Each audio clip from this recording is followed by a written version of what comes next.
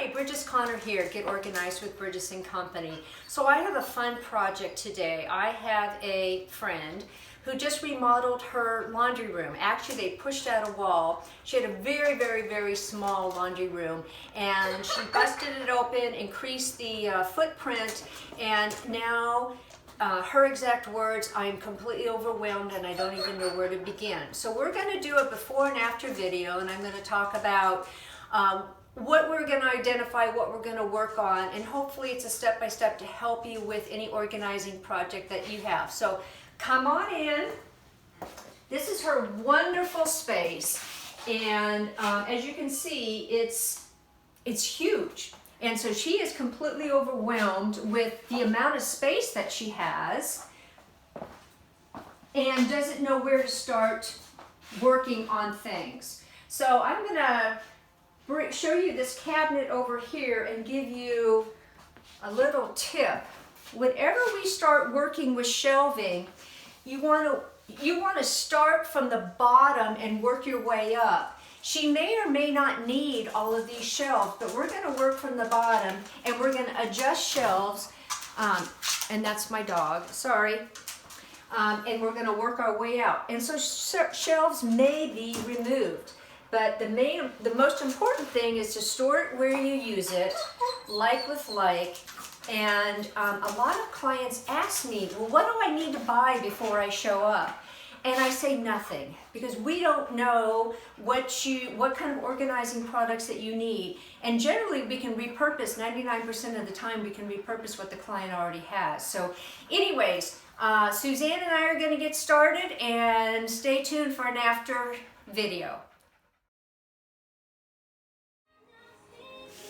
Okay, so like I said before, we have to start from the bottom up. So sometimes you have to get down and dirty so that you can adjust these shelves accordingly.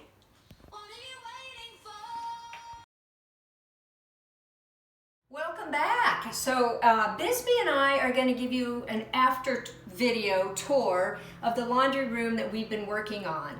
So I'm going to kind of go through the thought process that we went through so you can kind of, it might help you out with your decision making. So come on in here. Let's go ahead and start over here. So obviously the washer and dryer over here.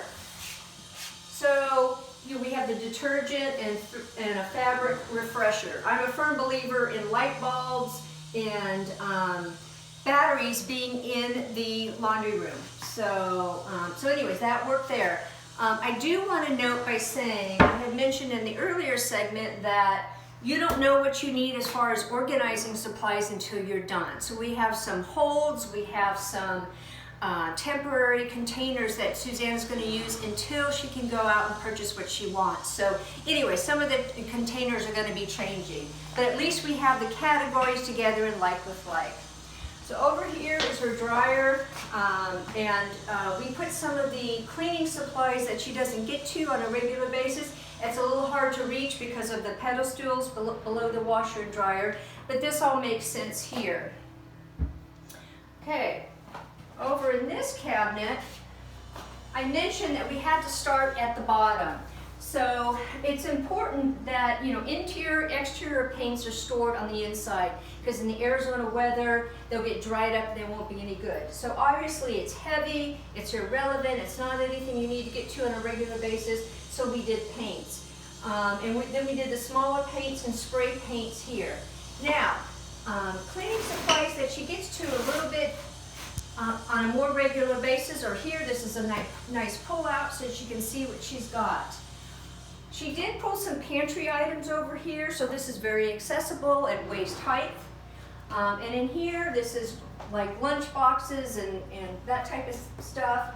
And here, we decided to do some bags for a grab and go. And she uses a lot of rags, so we folded the rags nicely. I like it when all of the edges are folded. It looks just very nice, but these are rags. And this is just a back supply of flushable wipes.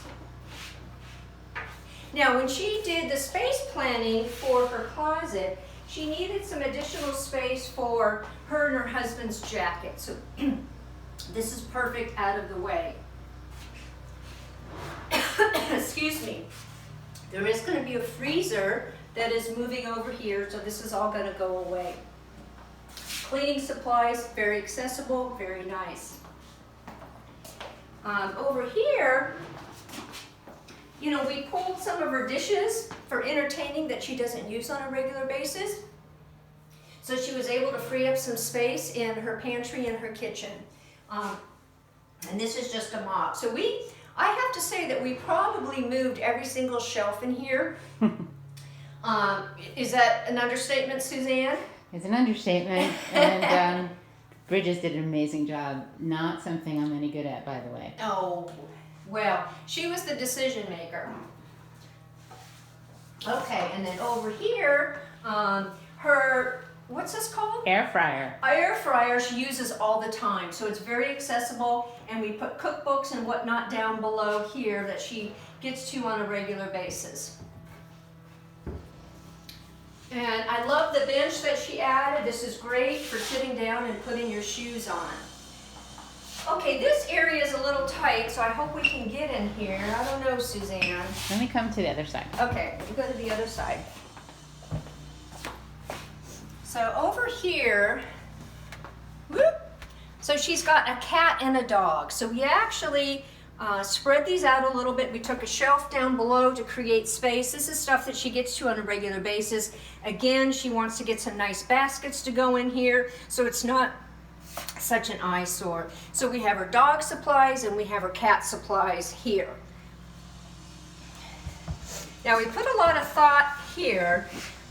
You know, these are obviously backstock of all of her baggies and whatnot, which is very accessible. Backstock of the white trash bags and lots of face tissues.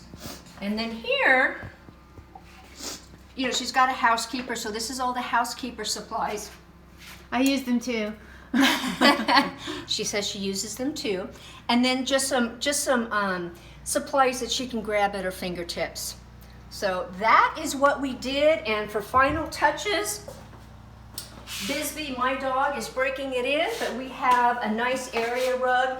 It's been folded up, so it's going to lay down here shortly, but Bisbee is breaking it in. Good girl, Bisbee. So thank you for joining me. I hope that was helpful. Any questions, please let me know.